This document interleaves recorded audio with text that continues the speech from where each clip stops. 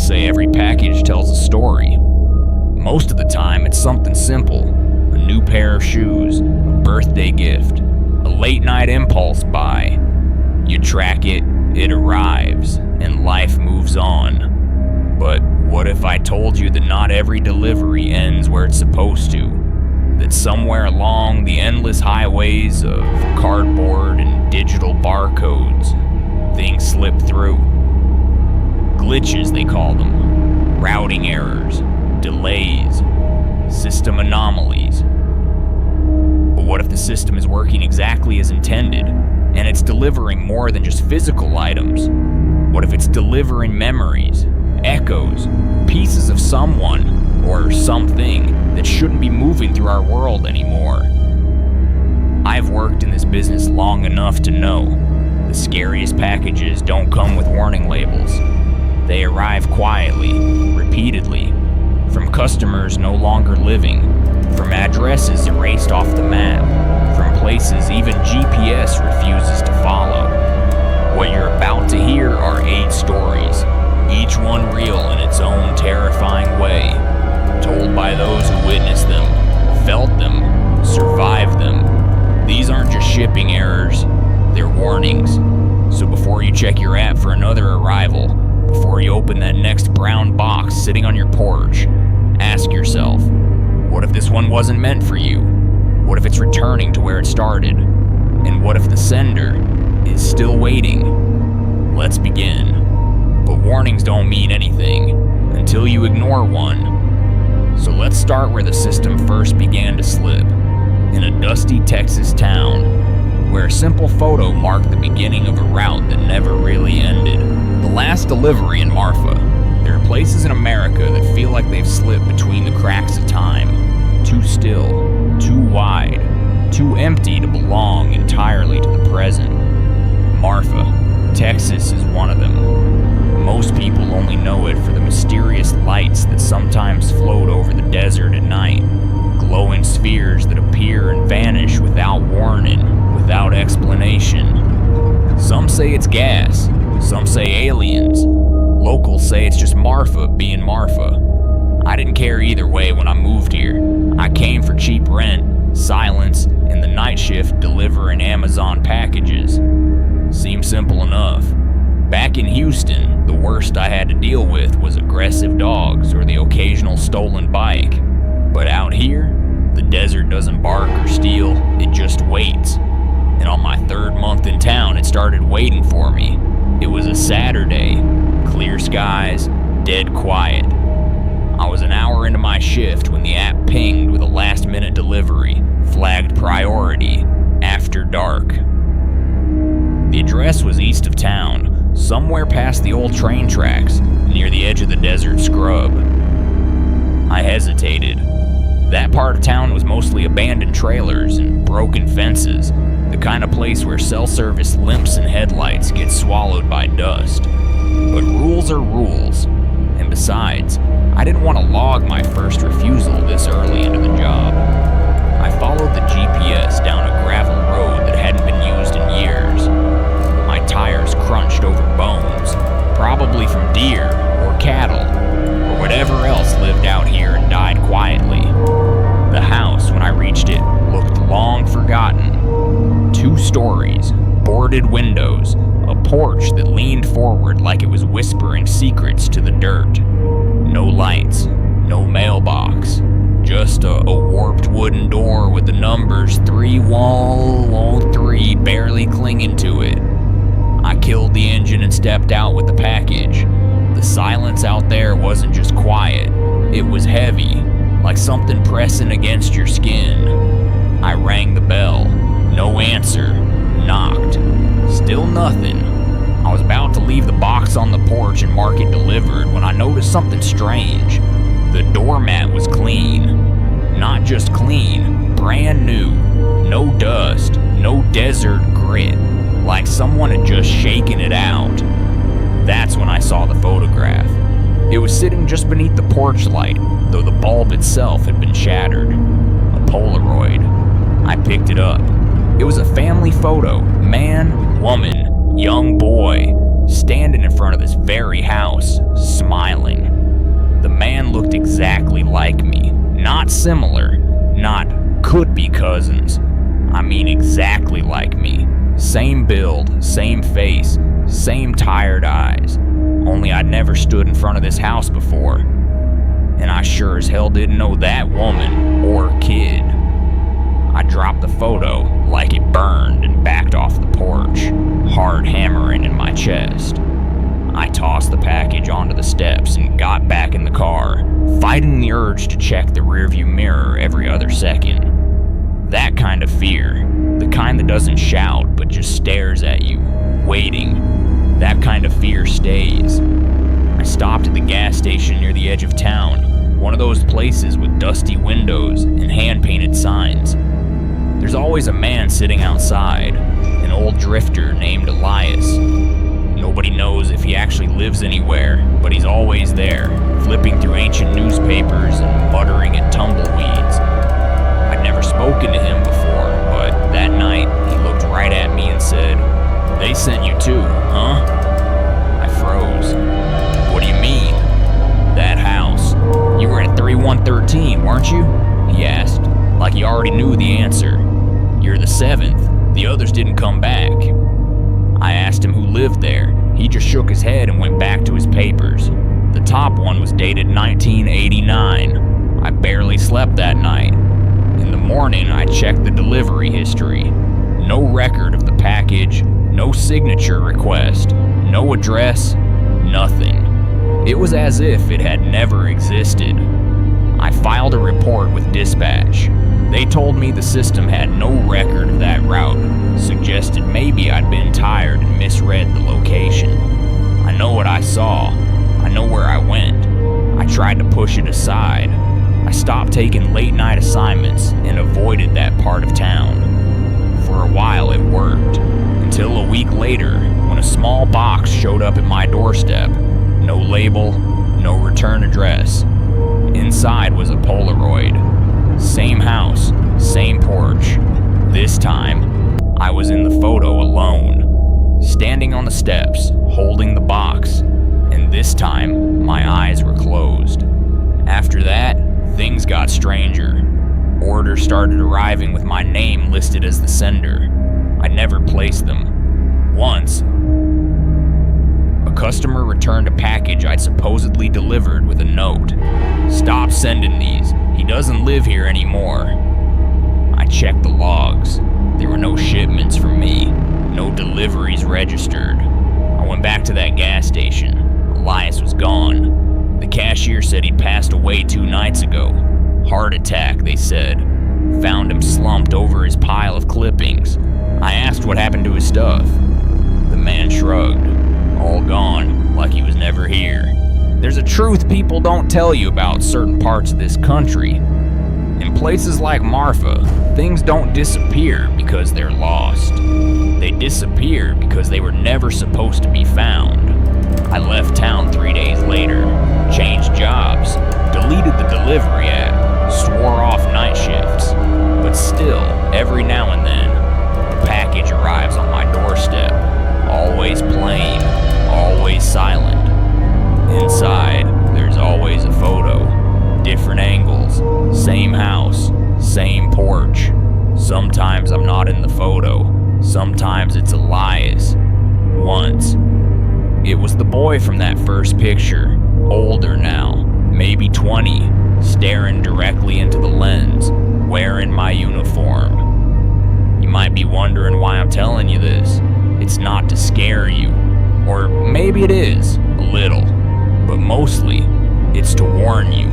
Because if you ever find yourself in a town that feels like it's holding its breath, if you ever get a delivery marked after dark to a place that doesn't show up on maps, don't go. And if you already did, check your mailbox tomorrow, because some packages aren't meant to be delivered.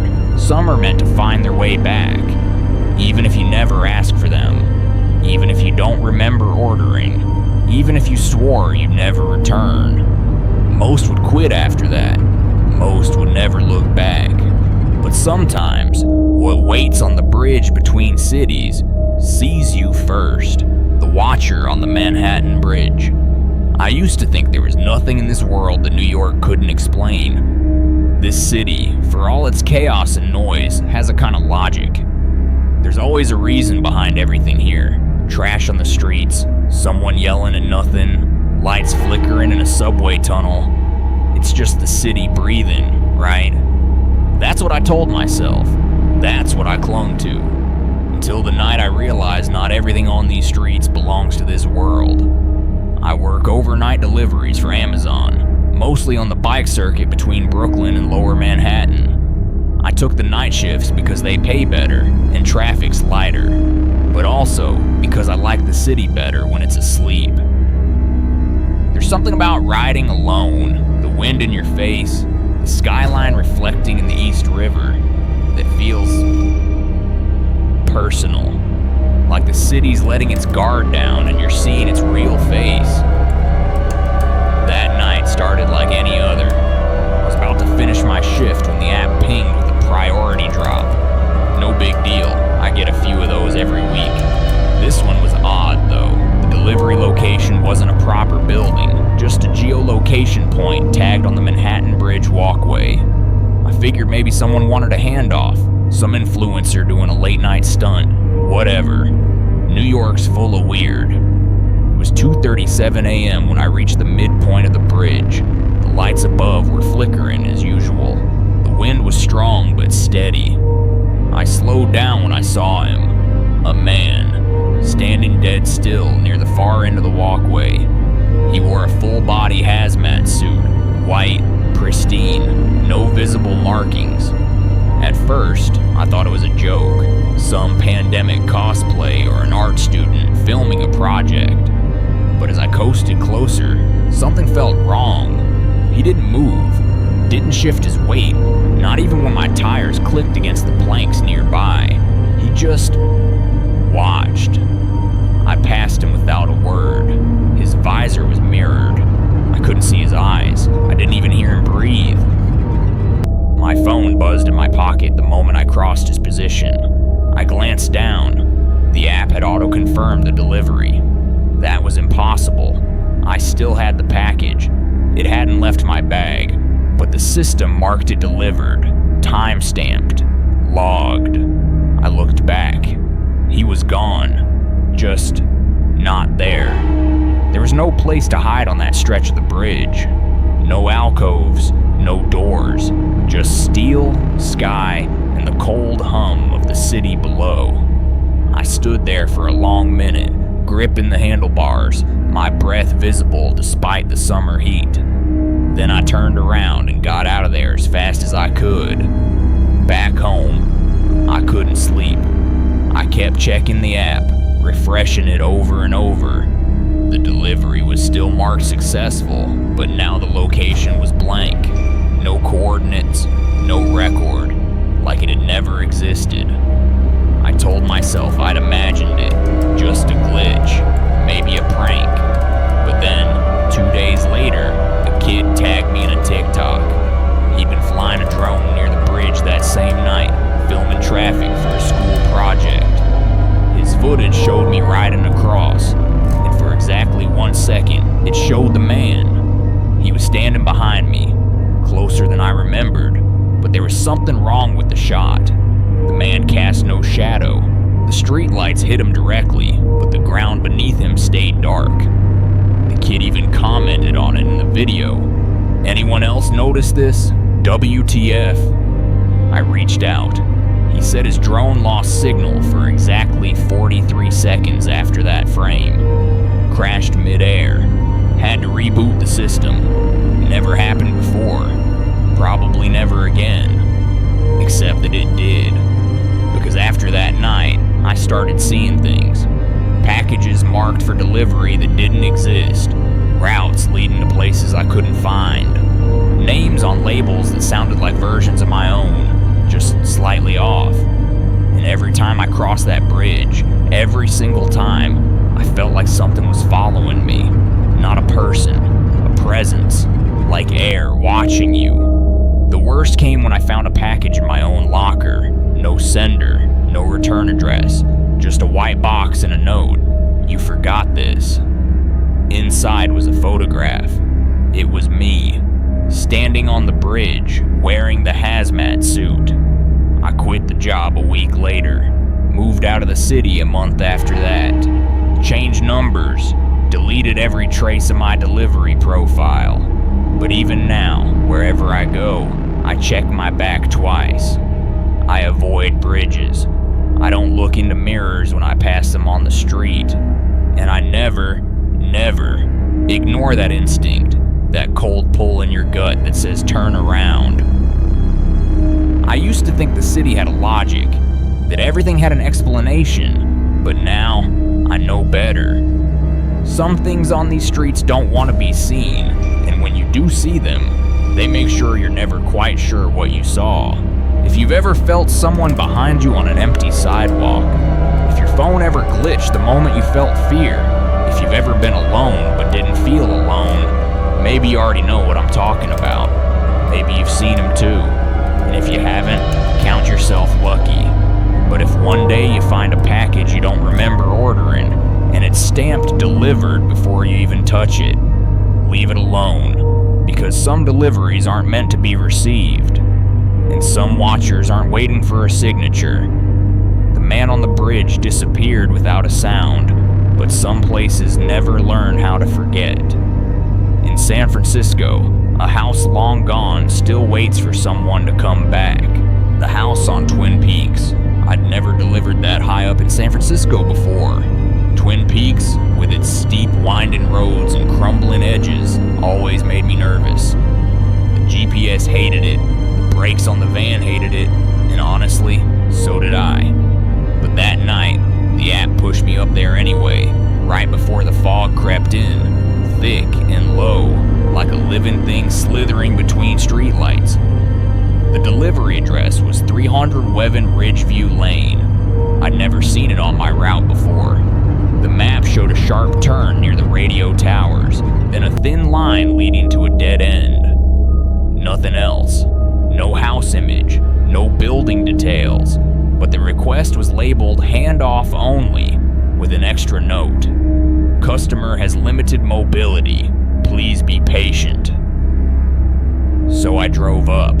The road narrowed into cracked asphalt, surrounded by overgrown brush and old cypress trees. I slowed to a crawl, half waiting for a raccoon or a ghost to dart in front of me. Then the house appeared, a 2-story Victorian, faded blue-gray with a sagging porch and windows like hollow eyes. It looked out over the city like it didn't belong to it. I pulled the van to the edge, grabbed the package, and walked toward the porch. It felt like walking into a dream someone else had abandoned. The steps creaked. The porch light flickered but didn't fully die. I rang the bell and waited. No response. I rang again. Still nothing.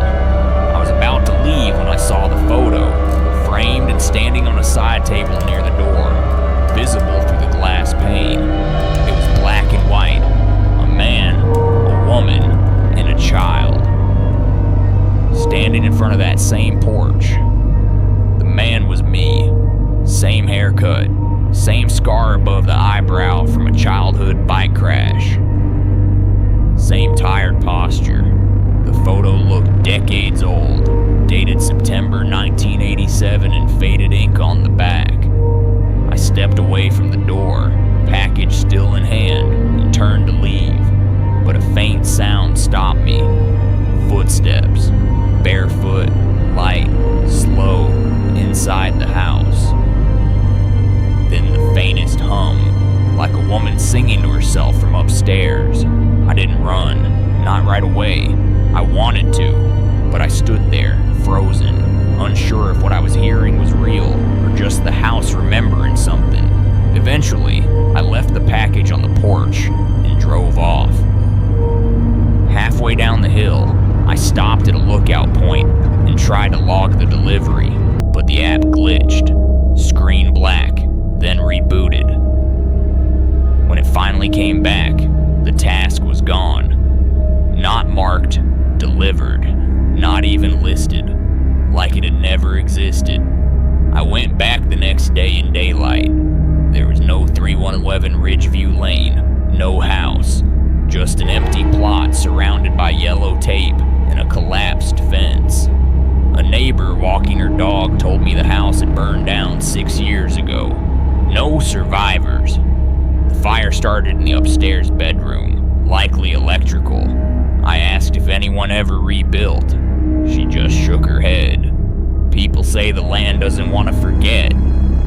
Still shaken, I drove around to clear my head and ended up in a quiet artist district down the hill. There, in front of a bungalow cluttered with easels, stood a girl, young, maybe 20, painting a familiar silhouette. I pulled over. She introduced herself as Becca. Her canvas showed the same house from the night before, every detail exact. Same cracked chimney, same porch, same curtain swaying on the left window. I told her what I'd seen. She didn't look surprised. I used to live 2 doors down. I watched that house every night. Even after the fire, sometimes I'd still see lights turn on. I thought I was losing my mind until I started painting it. Inside her studio, dozens of paintings covered the walls, variations of the same house. But in every painting, there was one consistent detail, a shadow in the upstairs window. Sometimes tall, sometimes hunched, always watching. Then she showed me one canvas hidden behind a dusty cloth. It was me, standing on the porch, holding a package, staring up at the window, where the shadow stared back. "I painted this last week," she said quietly, "before you ever came here. I left without saying goodbye. I stopped taking jobs around Twin Peaks after that, switched to a new route, told myself I'd imagined everything, that maybe the man in the photo wasn't me, just someone who looked like me, that Becca was messing with me, or I'd fallen for some strange viral art project, but the feeling never left. Even now, months later, sometimes I'll get to a house and see a photo framed inside the window before I knock. Or I'll hear humming from a place that's supposed to be empty. Or worse, I'll catch a glimpse of a house on a hill in my dreams, and I know exactly what door it leads to. I think there are places where time bends inward, where memory folds into reality and lets something else slip through. Maybe that version of me in the photo never left the house. Maybe he opened the door when I didn't. And maybe that's why the figure in the window is still watching, because it's waiting. And the next time someone walks up the porch with a package, it won't settle for being seen. I don't say this to scare you. I say it because we spend our lives walking into homes we know nothing about, trusting that light and walls are enough to protect us. But some houses remember more than we do. Some addresses refuse to be erased. So if you ever find yourself holding a package in front of a door that feels older than time, and something inside already knows your name, don't go in. Don't look at the photos. Don't listen to the singing. Just leave.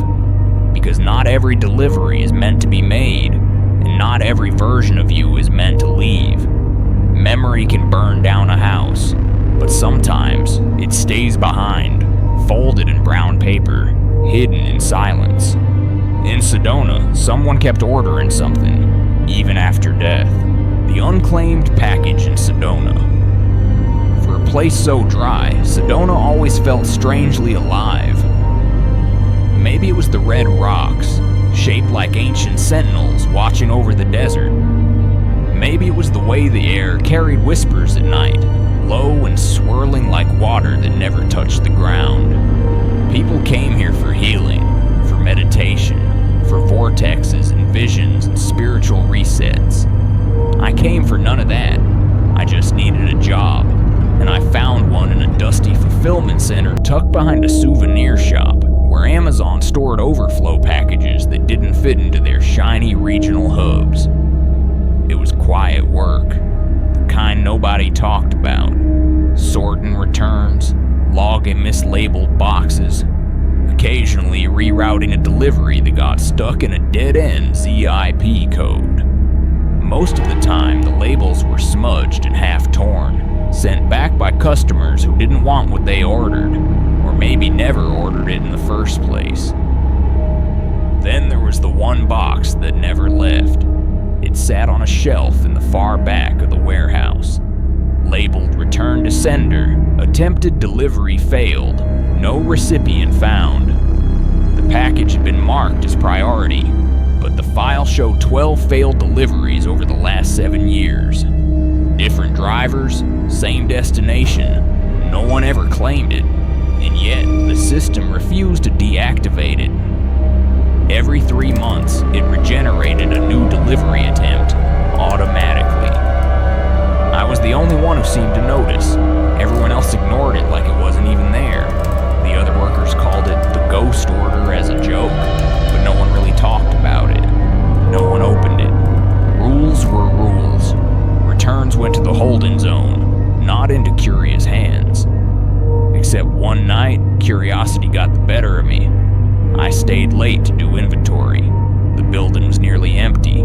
The air buzzed from old fluorescents, and outside, the sky turned the color of copper. I walked back to the shelf.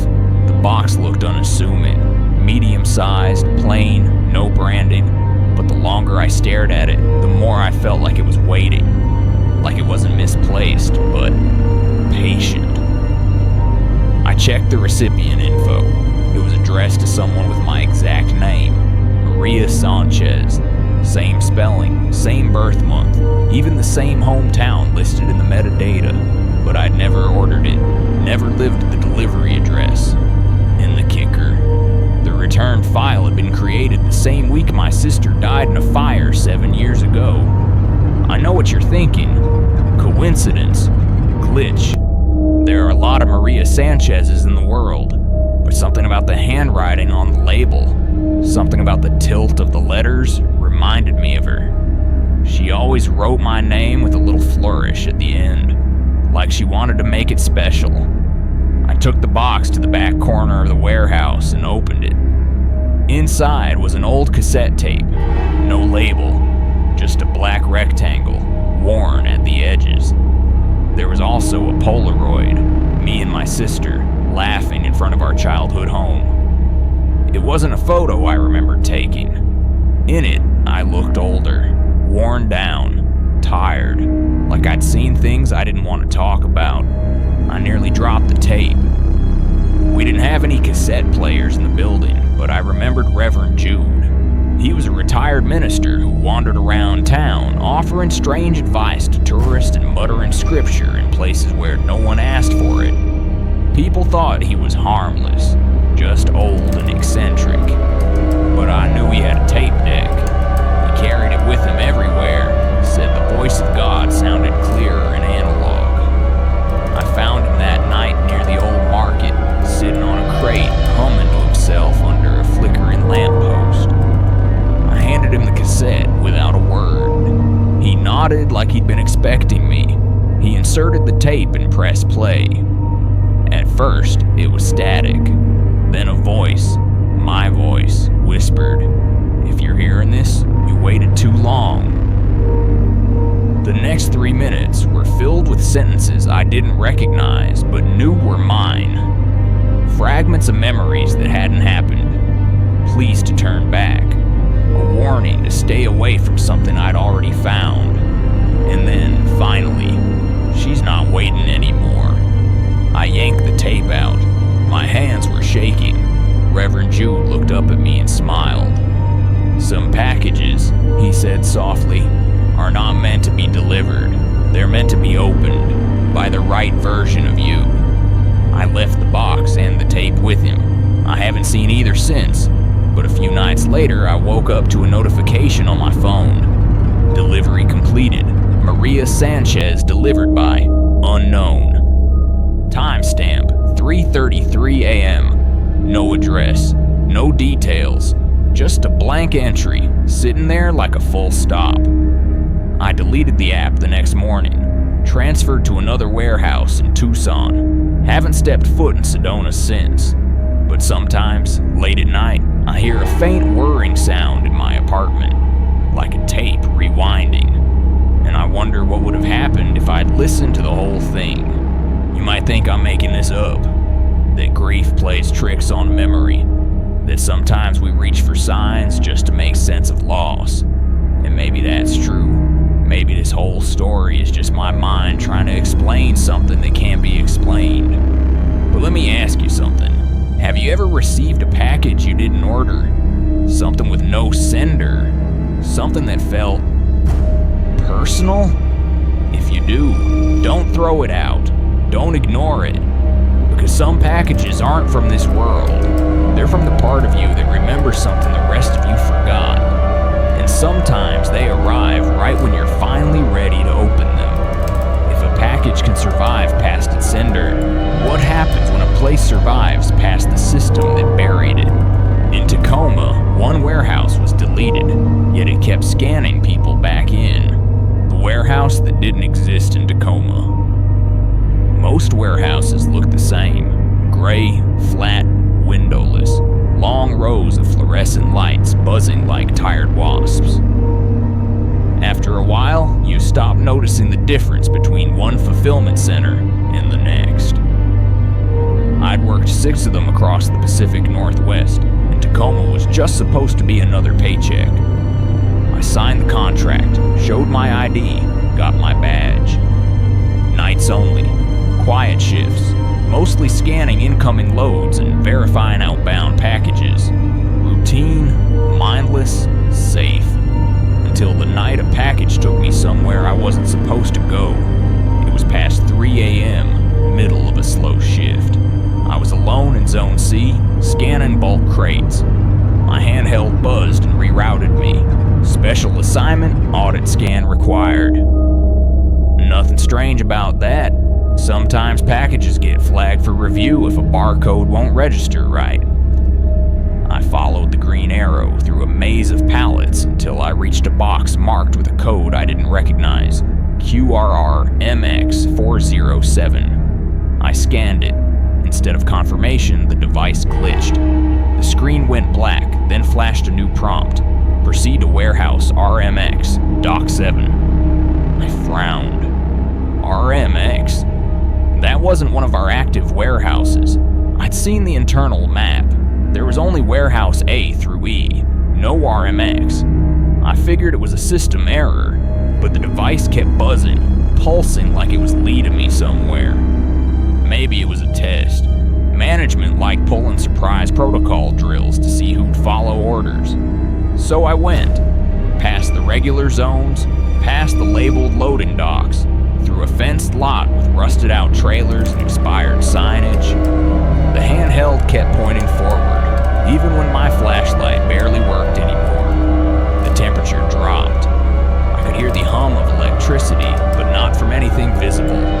Then I saw it. Warehouse RMX. A long, low building, half swallowed by weeds. No lights, no trucks. The logo above the door had been painted over, sloppily, like someone wanted it gone but didn't care how. I scanned the keypad. It beeped once, then turned green. The door unlocked. Inside, the air was stale, thick with dust and something sweeter, rotting just under the surface. Rows of shelves stretched into the dark. But these weren't like the shelves in our center.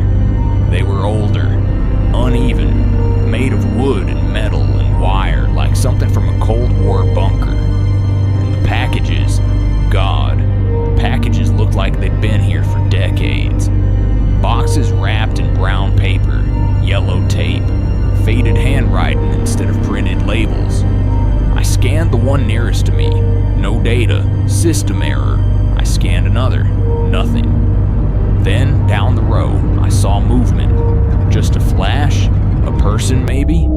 The silhouette of someone standing between 2 racks. I called out. No response. I took a step forward and my boot landed on something soft. An envelope. I picked it up. My name was written on the front, not typed, handwritten, with a pen stroke I hadn't seen since I was a kid.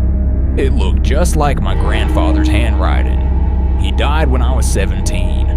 Inside was a single line: "You shouldn't have come back." I dropped the envelope. That's when I heard the whisper. It came from the dark aisle behind me.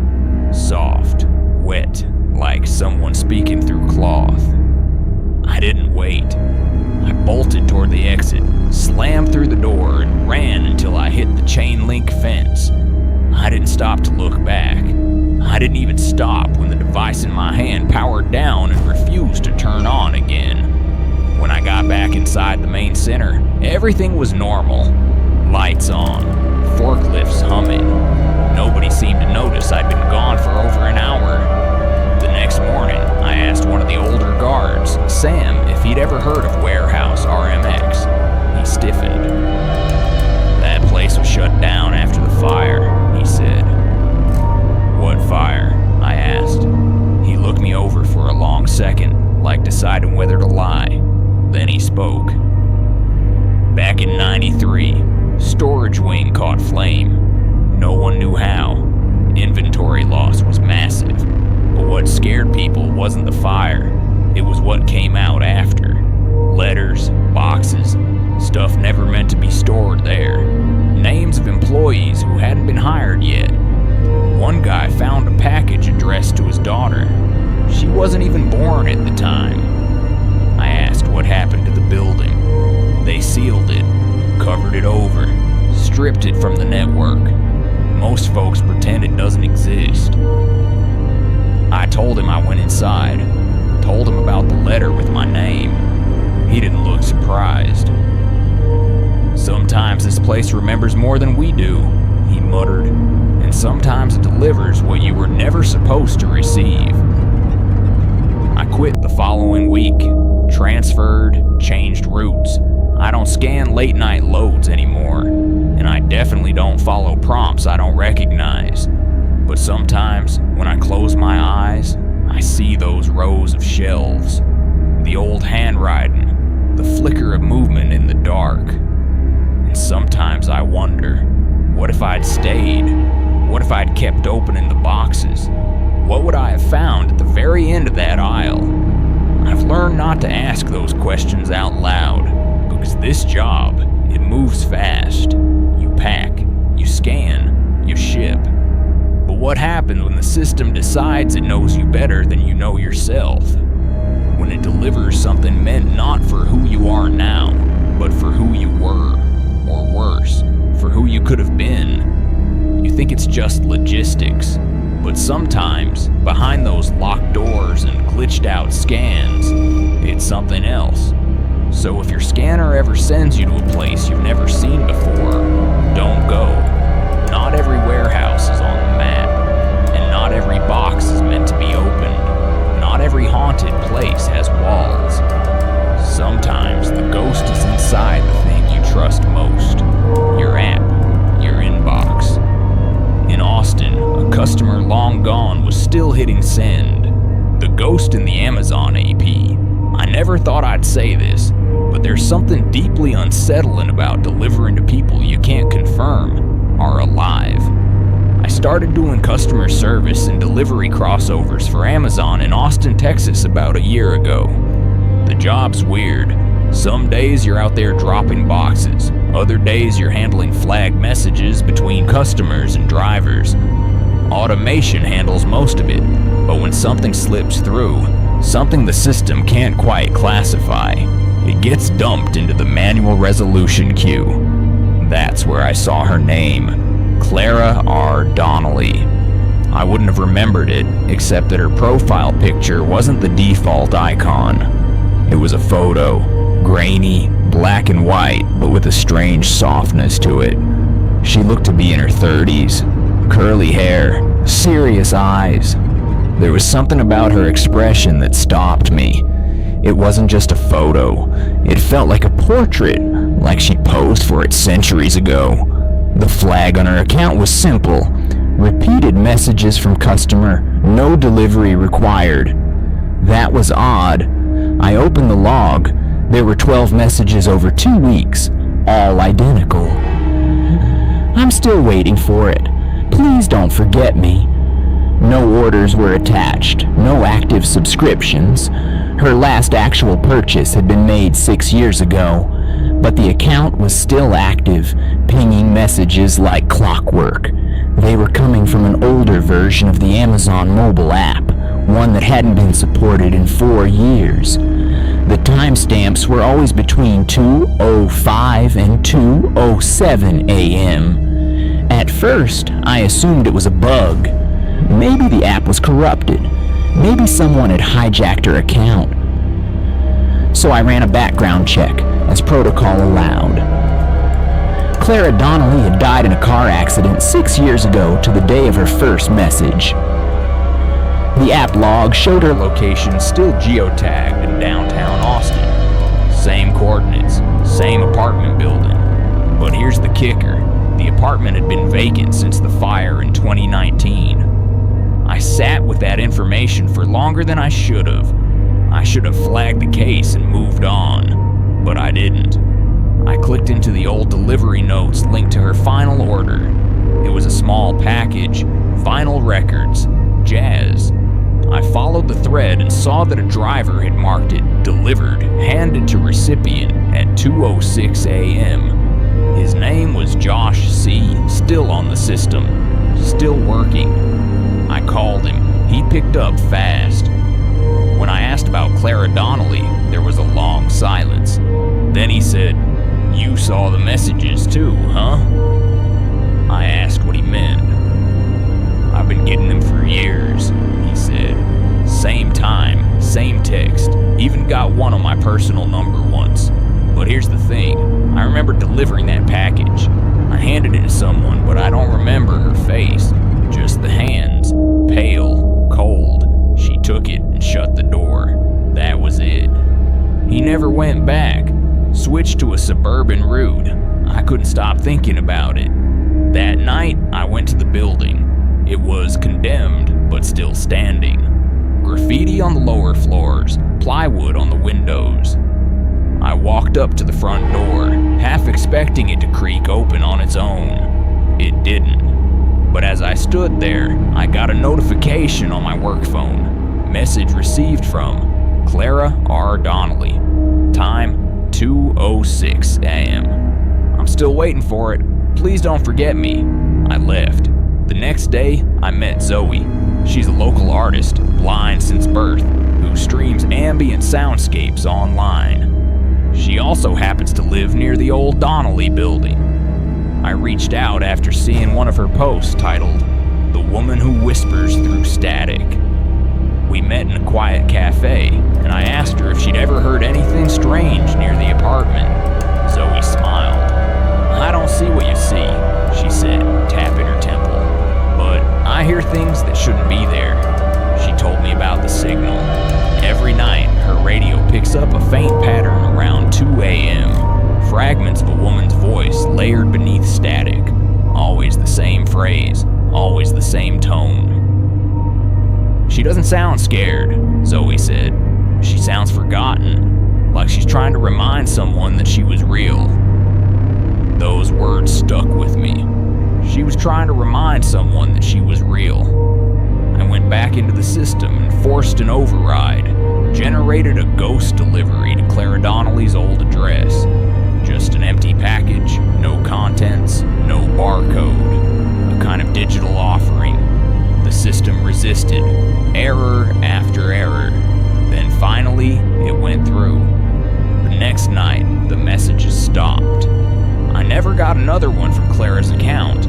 I don't know if she got what she was waiting for. I don't know if that package even made it anywhere. But I know this. There's something eerie about the spaces between systems, between what's active and what's archived, between the confirmed and the still processing.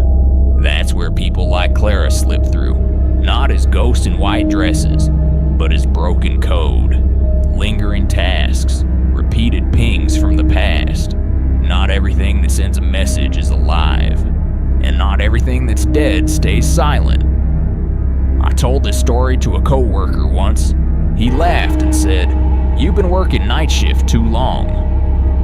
Maybe he's right. Maybe grief makes patterns out of noise. But maybe just maybe, there are people who don't want to move on until someone says, "We remember you." So if you ever get a message you don't recognize, one that feels like it's meant for someone else, don't delete it right away. And if it says, "Please don't forget me," maybe that's the only thing they're asking. Not your fear, just your memory. Technology forgets fast, but neighborhoods remember. In Chicago, a burned-down house received one final delivery, years too late. The address that shouldn't exist in Chicago. There's something haunting about delivering to places that don't show up on maps anymore. You pull up, and there's nothing there. Just grass, or broken pavement, or half a foundation being swallowed by weeds. And yet the system insists, drop-off required, deliver to door. That's what happened to me one humid afternoon in Southside Chicago.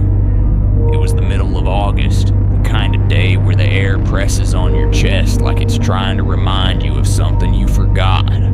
The address was 4327 Newell Avenue. I didn't recognize it, which was odd. I'd grown up just a few blocks away, and I knew these streets. Knew which ones had been gentrified and which ones had been abandoned since the 90s. But I couldn't picture Newell Avenue. The GPS insisted it was there, tucked between two schools and a defunct laundromat. So I followed the route. When I got there, all I found was a vacant lot. It was wide and flat, overgrown with dandelions and broken glass. Bits of red brick poked through the dirt like bones of something too old to matter.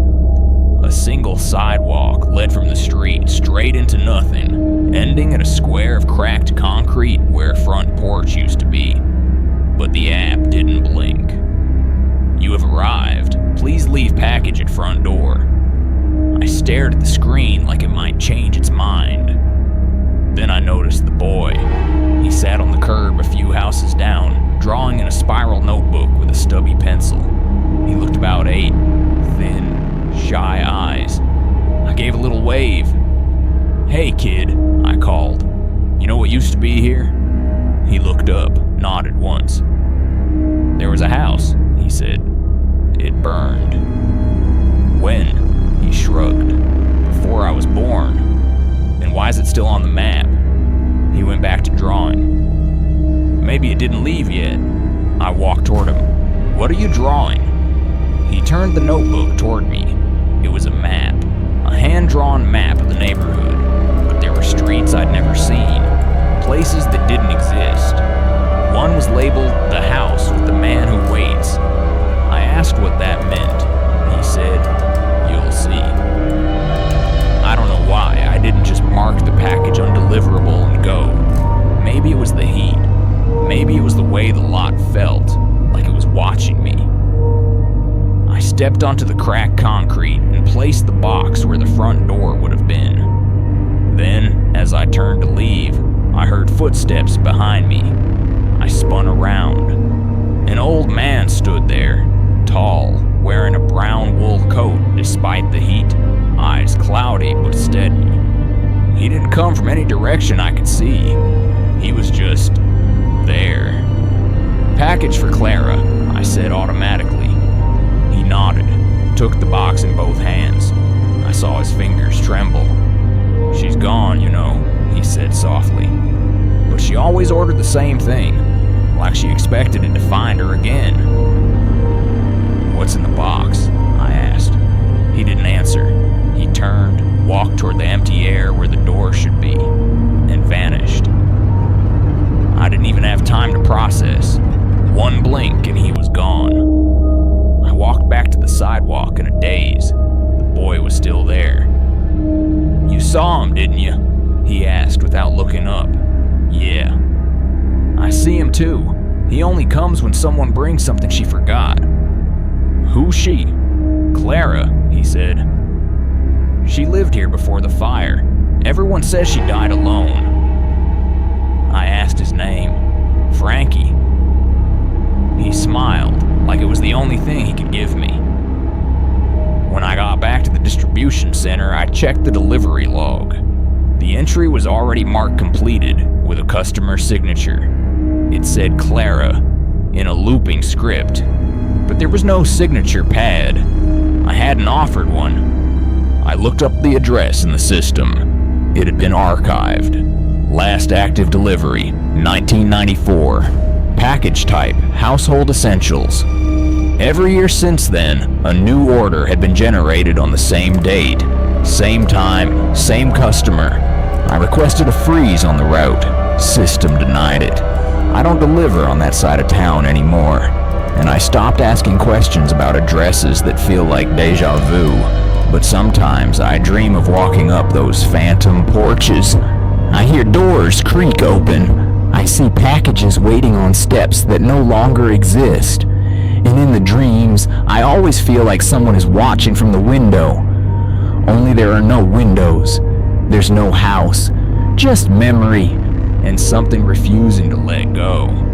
People think ghosts only haunt places, but I think they haunt systems too. Old databases, forgotten delivery routes, pings that don't expire. Not all hauntings look like flickering lights in cold rooms. Some look like automated messages from accounts no longer active. Some look like packages that keep getting ordered long after the recipient has stopped needing anything. If you ever get assigned a location that doesn't exist, don't assume it's a glitch. And if someone's there to greet you, even when there's no door, no walls, just give them the box. Because some people never stop waiting. Not for you, not for help, not for forgiveness, just for the last thing they asked for. And finally, the place where memory freezes, where GPS fails, roads vanish, and delivery routes turn into something else entirely. In Alaska, one last scan led straight into the white silence. The delivery with no way back. There's a silence in Alaska you don't hear anywhere else. It's not just the absence of noise, it's the weight of it. The way the snow seems to soak up every sound until you're left with nothing but the crunch of your boots and the echo of your own breath. I learned that working as a seasonal delivery driver in Juneau.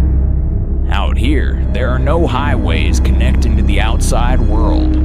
Just mountains, ice, and faith that the GPS knows what it's doing. That faith broke the day I got a drop with no street name, just coordinates. The package came through like any other. Priority, final delivery. The label was clean, recently printed, though the item history showed a bizarre backlog of failed attempts. 4 drivers, 3 drones, and 1 airlift drop, all returned. The reason? Unable to locate recipient. I almost marked it undeliverable, but then I noticed the note in the internal comments section. To be delivered by driver ID 2317, confirmed path match. That was my ID. I didn't know what that meant, but I loaded the box. The drive took me 3 hours past the last marked service road. My wheels crunched over ice until I had to park and switch to snowshoes. The air grew sharper with every step, the kind of cold that finds the spaces between your bones. The trees thinned, the terrain dipped, and just as my GPS started flickering, I saw it. A wooden cabin half buried in the snow, like a frozen memory trying to surface. It shouldn't have been there. There were no structures in that area, no known trails, no permits, nothing. But it stood, slanted, barely clinging to shape. I approached, heart hammering against my ribs. The porch steps had collapsed. The door was ice shut, but after a few hard shoves, it gave way with a crack. Inside, the air was thick, not cold, still. Dust floated in beams of pale light that forced their way through cracks in the timber. A table, a single chair, a stove long dead. And in the center of the room, a figure slumped against the wall. I didn't have to get close to know he was dead. The frost around his clothes, the hollow sockets behind glasses still perched on his face. But what made me freeze wasn't the body. It was what he was holding. A clipboard with my name. I stepped forward, barely breathing. The paper clipped to it was a letter, handwritten, addressed to me. I unfolded it. If you're reading this, then you came. I wasn't sure you would, but I hoped. You always were curious, too curious. I tried to warn them. They said you wouldn't listen. That's the problem with matching routes. You end up where someone else already failed. You're not the first me to reach this place, but maybe you'll be the last. Leave the package on the table, then go. And whatever you do, don't open it. I turned to the box in my hands. For the first time since I started this job, I noticed how heavy it felt, as if the weight wasn't just physical. The seal was intact. The barcode blinked green as I laid it gently on the table. I didn't open it. I left. The trek back was slower. My GPS refused to reboot. I used the sun, then the stars. Eventually, I stumbled into a ranger station at the edge of the forest. The woman inside looked startled when I collapsed onto the floor. Her name was Micah, a pilot who flew fuel drops to the outer research stations. After I told her what happened, she grew quiet. Then she showed me a map. There was no cabin listed where I'd been. No one's lived in that zone for decades, she said. We fly over it sometimes. Nothing but trees and snow. I described the structure. Her brow furrowed. I've seen something like that from the air. Once. But every time I tried to mark it, it vanished on satellite. Almost like it doesn't want to be found. She offered me coffee and didn't ask more questions. I left Juneau a month later. Transferred to the main hub in Seattle. Tried to forget the cabin, the corpse with my name, the package I never opened. But memory doesn't thaw. It just shifts. I still see that cabin in my dreams. Still feel the cold seeping through the walls. And worse, sometimes I hear something scratching from inside that box. I never checked the system again. Never looked to see if the delivery was marked complete. But last week, I got a letter in the mail. No stamp, no return address. Inside was a copy of the note I'd read in the cabin. Identical, word for word. Only one line was added at the bottom. You didn't listen. Now it's your route. I don't know what I brought to that place. I don't know what version of me left that note, but I know this much. Some coordinates don't take you to a location. They take you to a moment, a test, a loop, something that wants to see who comes next. If you ever receive a package with no address, just numbers, and your name is already written on something inside, don't be proud, don't be brave, just turn around, because some deliveries don't want to be completed. They just want to make sure someone still remembers the way. 8 stories, all delivered, and yet, there are still addresses waiting, still scanners blinking, still names being whispered back into the system. So, before you log off, just ask, what if the system is still tracking you? So, now you've heard them. 8 stories, 8 routes that should have ended like any other delivery, but didn't. They veered off course, into silence, into places no longer on the map. Places where packages never arrive by accident, where the label isn't a destination, it's a reminder, a trace, a tether. Some say these stories are just coincidences, misread addresses, app glitches, overactive imaginations after too many overnight shifts. But for those who lived them, who still feel the weight of a package that was never theirs to carry, we know better. Because these stories don't end when the box is dropped off. They stay, they echo, and sometimes they come back, rewrapped in silence, wearing your name.